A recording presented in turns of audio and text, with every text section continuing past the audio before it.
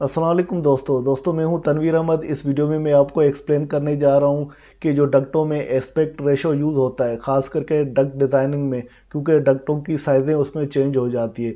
तो उसकी हम इम्पॉर्टेंस को समझेंगे और वो समझेंगे कि अगर एस्पेक्ट रेशो बढ़ जाता है तो वो कौन से उसके डिसएडवांटेज होते हैं या नुकसानात क्या होते हैं, उसको मैं यहाँ इस वीडियो की मदद से एक्सप्लेन करूँगा। और इसके अलावा उसको एग्जाम्पल की मदद से भी आपको बताऊँ, और ग्राफ भी जो करियर के बुक में उसके बारे में बताए गए जो नुकसान हैं, तो वो भी तफसील आपको इस वीडियो में दूंगा। तो ये वीडियो आपके लिए बहुत इंपॉर्टेंट है अगर आप डक्टिंग की डिज़ाइनिंग करते हैं या डक्ट के बारे में जो भी वर्क करते हैं। तो आइए वीडियो को शुरू करते हैं। दोस्तों, जो एक्सपेक्ट रेशो है वो रिलेशन है बिटवीन विड्थ और हाइट का। जो डक्ट हम यूज़ करते हैं तो उसकी विड्थ कितनी है और हाइट कितनी है, तो इसको हम देखकर वो एस्पेक्ट रेशो हमें मालूम हो जाता है, क्योंकि ये एस्पेक्ट रेशो डिज़ाइनिंग पॉइंट और इसको बहुत इम्पॉर्टेंस है। वो इम्पॉर्टेंस क्या है, इम्पॉर्टेंस है वो मैं आपको आगे बताऊंगा। पहले एस्पेक्ट रेशो को समझते हैं। वैसे एस्पेक्ट रेशो जो विड्थ और हाइट है उसको आपस में डिवाइड करते हैं। सपोज करते हैं इसकी विड्थ जो है वो 12 इंच है और हाइट भी 12 इंच है, तो वो 1:1 का एस्पेक्ट रेशो कहलाएगा। अगर इसकी विड्थ और हाइट में 50% डिफरेंस है, जैसे विड्थ 24 इंच है और हाइट जो है 12 इंच है, तो ये 1:2 का एस्पेक्ट रेशो आ गया। तो इस तरह से जो स्टैंडर्ड या जनरल रूल के हिसाब से जो हम डिज़ाइनिंग करते हैं, तो जनरल रूल के हिसाब से डिज़ाइनिंग में अगर आप एस्पेक्ट रेशो रखें तो वो 1:1 रखें, फ़ायदेमंद है। 1:1 से लेकर आप उसको 1:4 तक रख सकते हैं, मगर 1:4 से ज़्यादा नहीं रखेंगे। तो 1:4 में भी वैसे उसके नुकसानात होते हैं, 1:4 से ज़्यादा रखेंगे तो और ज़्यादा नुकसान होंगे। वो क्या डिसएडवांटेज होंगे, नुकसान होंगे, वो मैं आपको आगे बताऊंगा।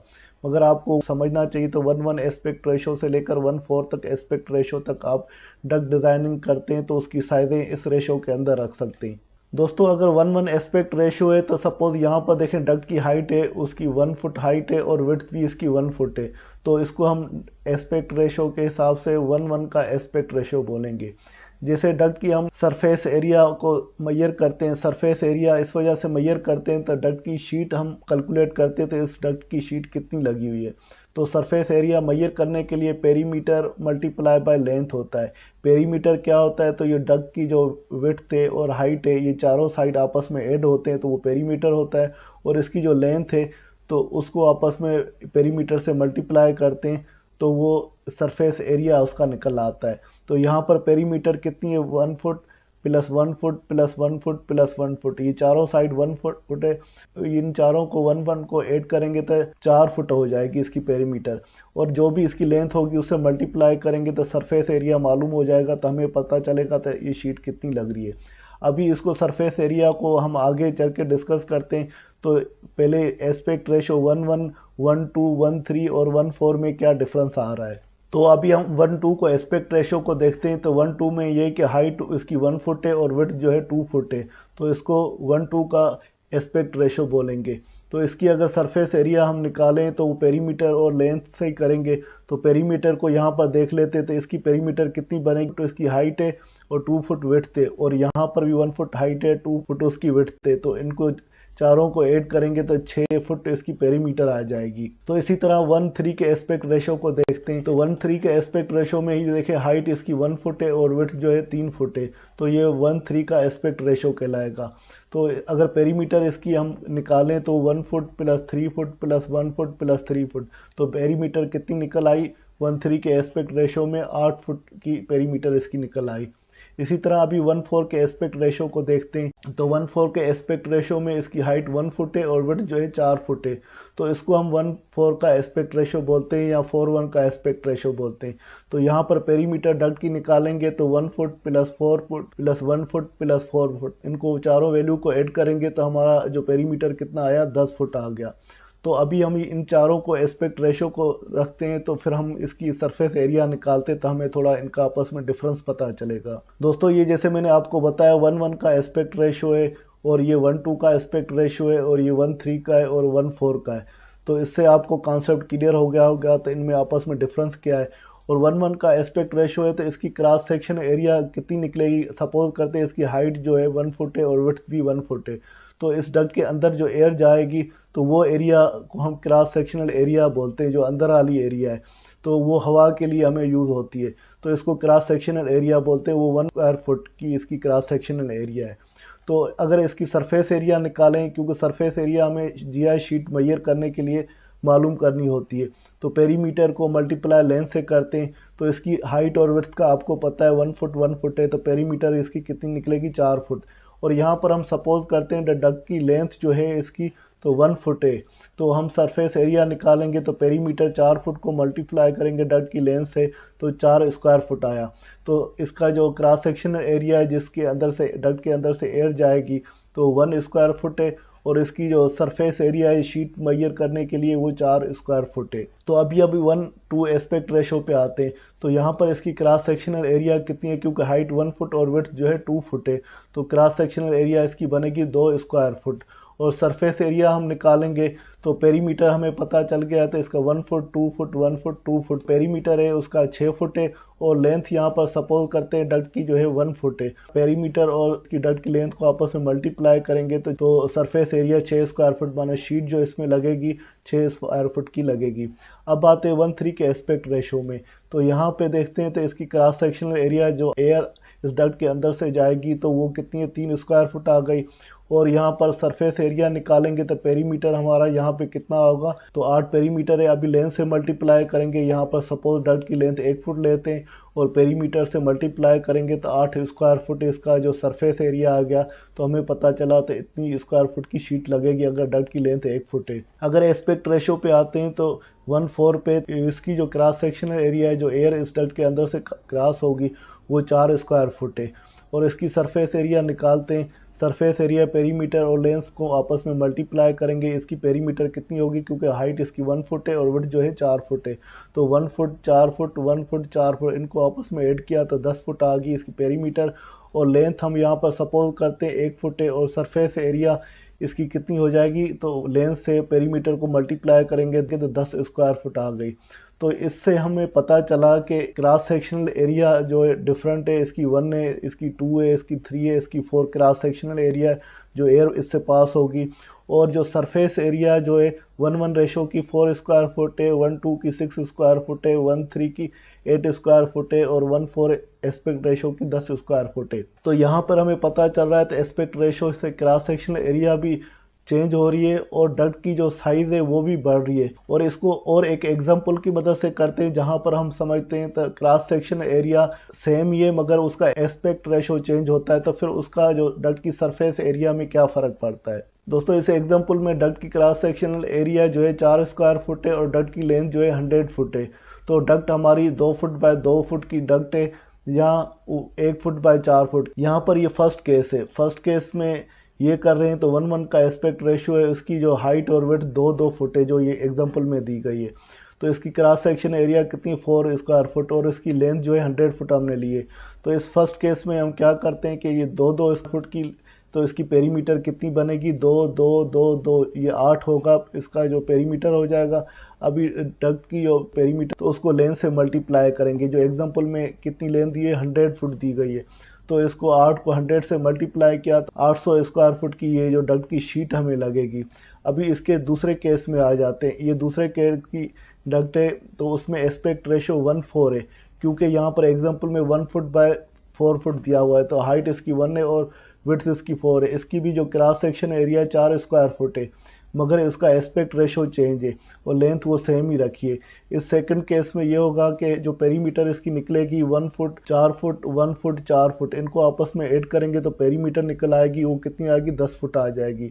और टोटल जो शीट चाहिए होगी तो उसकी सरफेस एरिया कितनी होगी, क्योंकि पेरीमीटर और लेंथ को मल्टीप्लाई करते पेरीमीटर हमारी 10 है और डक्ट की लेंथ जो है 100 है जो एग्जांपल में भी ऊपर बताई गई है। तो 10 को 100 से मल्टीप्लाई करेंगे तो 1000 स्क्वायर फुट। तो इन दोनों केसेस में जो 1:1 एस्पेक्ट रेशो और 1:4 का एस्पेक्ट रेशो है, इनमें क्रॉस सेक्शनल एरिया दोनों की सेम है मगर एस्पेक्ट रेशो चेंज है। तो एस्पेक्ट रेशो चेंज होने की वजह से तो डक्ट शीट की जो सरफेस एरिया है वो बढ़ जाती है। 800 स्क्वायर फुट है 1:1 रेशो में और इसमें कितनी है 1000 स्क्वायर फुट है। तो इससे हमें पता चला कि अगर हमारी उसकी डक्ट की क्रॉस सेक्शनल एरिया सेम हो मगर एस्पेक्ट रेशो चेंज हो जाता है तो फिर शीट हमारी ज़्यादा लगेगी, इसमें 800 स्क्वायर फुट लगेगी और इसमें 1000 स्क्वायर फुट। तो आप अंदाज़ा करें अगर हमारी डक्टें ज़्यादा लग रही है और एस्पेक्ट रेशो चेंज होता है तो डक्टों में कितना फ़र्क आ जाता है। इन दोनों जो केसेस है इसके से आपने तो इसके रिजल्ट देख लिए, मगर इससे समझते हैं कि अगर हमारा एस्पेक्ट रेशो बढ़ जाता है तो उससे डिसएडवांटेज कौन से होते हैं जो रेक्टेंगुलर डक्ट के होते हैं। तो फर्स्ट जो डिसएडवांटेज है ये है कि हमारी जो इस डक्टों की क्या है कि मटेरियल कास्ट जो है वो इंक्रीज़ हो जाती है। वो क्यों इंक्रीज़ हो जाती है? क्योंकि डक्ट की साइज़ बढ़ जाती है। देखिए डक्ट की साइज़ बढ़ेगी तो उससे क्या होगा, आपने जो समेकना का टेबल भी देखा, डक्ट की साइज़ जैसे बढ़ेगी गेज भी शीट की बढ़ जाती है, तो गेज भी और क्वांटिटी भी बढ़ जाएगी क्योंकि उसकी एरिया जो सरफेस एरिया वो भी बढ़ जाती है। गेज भी बढ़ जाएगी, सरफेस एरिया भी बढ़ जाएगी तो उसकी क्वांटिटी बढ़ जाएगी, फिर उसका वेट भी बढ़ जाएगा क्योंकि एरिया बढ़ गई है तो ज़ाहिर है उसका वेट भी बढ़ेगा, गेज भी बढ़ गया है तो उसका वेट बढ़ेगा। तो एक तो ये नुकसान है। और दूसरा क्या नुकसान है, जो इंस्टॉलेशन कास्ट है वो इंक्रीज़ हो जाएगी क्योंकि इसकी क्वांटिटी जो डक्टों की इंक्रीज़ हो गई तो ज़ाहिर है इंस्टॉलेशन कास्ट भी इन डक्टों की इंक्रीज़ हो जाएगी। तो इंस्टॉलेशन में भी आपको ज़्यादा पैसे मटेरियल के लिए भी लगेंगे और लोगों के लिए भी लगेंगे। और उसके अलावा क्या होगा तो इक्विपमेंट कास्ट भी इंक्रीज़ हो जाएगी क्योंकि हायर प्रेशर ड्रॉप होगा। ये देखिए ये डक्ट 1:1 एस्पेक्ट रेशो है और ये 1:4 है, तो इसमें हाइट कम हो रही है और विड्थ बढ़ रही है। तो इस सूरत में क्या है कि जो एयर इसके अंदर फ्लो होगी तो वो उसका प्रेशर ड्रॉप ज़्यादा होगा। अगर 1:1 का एस्पेक्ट रेशो रखेंगे तो उसमें प्रेशर ड्रॉप कम होगा। इस सूरत में प्रेशर ड्रॉप जो ज़्यादा होने की वजह से आपका जो इक्विपमेंट की कास्ट बढ़ेगी। इक्विपमेंट कास्ट किस तरह से बढ़ेगी, जैसे आपने एचयू लगा रहे हैं या फैन लगा रहे हैं, एचयू में भी फैन होता है, तो उस सूरत में फैन का जो स्टैटिक प्रेशर बढ़ जाएगा, तो एक्सटर्नल स्टैटिक प्रेशर बढ़ने की वजह से फैन की साइज़ बढ़ जाएगी। तो इक्विपमेंट की कास्ट आपको बड़ा इक्विपमेंट लगाना पड़ेगा तो उसकी कास्ट आपको बढ़ जाएगी। वैसे नहीं, अगर 1:1 का एस्पेक्ट रेशो होगा तो आपका छोटा मोटर लगेगा फैन का, और 1:4 का होगा तो बड़ा मोटर फैन का लगेगा। उसके बाद ऑपरेशन कास्ट इसकी बढ़ जाएगी क्योंकि इक्विपमेंट आपने बड़ा लगाया है। इक्विपमेंट बड़ा लगाया तो पावर कंजप्शन ज़्यादा होगी क्योंकि मोटर बड़ी लग रही है, उसकी रनिंग कास्ट जो ऑपरेशन कास्ट है वो ज़्यादा हो जाएगी। और उसके अलावा जो हीट गेन या लॉस है वो इंक्रीज़ हो जाएगा क्योंकि डक्ट की साइज़ बढ़ गई है। तो पहले इंसुलेशन इसकी कम लगनी थी, अभी इंसुलेशन भी एक तो ज़्यादा लगेगी और हीट लॉस भी ज़्यादा होगा क्योंकि डक्ट की साइज़ बढ़ गई है।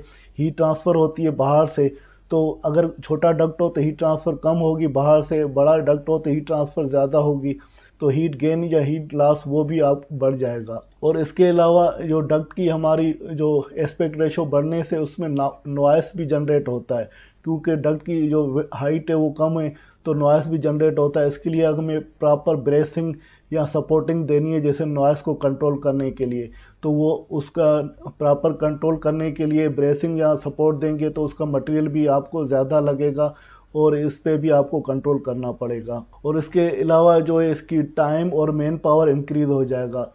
तो टाइम क्योंकि ज़्यादा मटेरियल आपका ये लग रहा है और ज़्यादा मटेरियल बनाने में भी टाइम ज़्यादा लगेगा और मैन पावर भी ज़्यादा चाहिए होंगे क्योंकि मटेरियल आपका ज़्यादा लग रहा है। साथ ये मैंने पॉइंट बताए तो ये नुकसानात होते हैं, शायद इससे ज़्यादा भी नुकसानात हो सकते हैं। तो आप जब डक्ट डिज़ाइनिंग कर रहे हैं तो इसको बहुत ध्यान से डक्ट डिज़ाइनिंग करनी है। एस्पेक्ट रेशो 1:1 या 1:2 से नज़दीक तर होना चाहिए। अगर जितना एस्पेक्ट रेशो बढ़ाएंगे तो और नुकसान होगा, आपकी भी बढ़ेगी, मटेरियल भी बढ़ेगा, इक्विपमेंट भी बड़ा लगेगा, ऑपरेशन कास्ट भी बढ़ जाएगी, डक्टों में नॉइस भी होगा, हीट गेन भी होगा, मेन पावर भी ज़्यादा लगेगा, पावर कंजप्शन भी ज़्यादा होगी। तो इन चीज़ों को आपको गौर से मद्देनजर रखना है और ये सारे नुकसानात हो सकते हैं। और दोस्तों अगर आपको एस्पेक्ट रेशो 1 से 1:4 तक बढ़ते हैं तो उसकी जो सरफेस एरिया जो इंसुलेशन है वो तकरीबन 40% तक बढ़ जाती है। तो ये भी आपको फैक्टर को याद रखना है। तो ये भी इतना बड़ा एक नुकसान है, कितना 40% ये बढ़ जाती है इंसुलेशन और सरफेस एरिया। अब आते हैं इसको ग्राफ की मदद से समझ। दोस्तों ये ग्राफ दिया है डक्ट का heat gain versus aspect ratio और ये है installation cost versus aspect ratio. तो अगर एस्पेक्ट रेशो बढ़ता है तो हीट गेन भी बढ़ जाता है, ये ग्राफ कैरियर के बुक में दिया है। अगर एस्पेक्ट रेशो बढ़ता है तो फिर इंस्टॉलेशन कास्ट भी बढ़ती है। इस ग्राफ की मदद से आप उसकी परसेंटेज निकाल सकते हैं तो कितनी जो हीट गेन आपकी बढ़ रही है या इंस्टॉलेशन की कास्ट कितनी बढ़ रही है। और दूसरा ये ग्राफ है operation cost versus aspect ratio.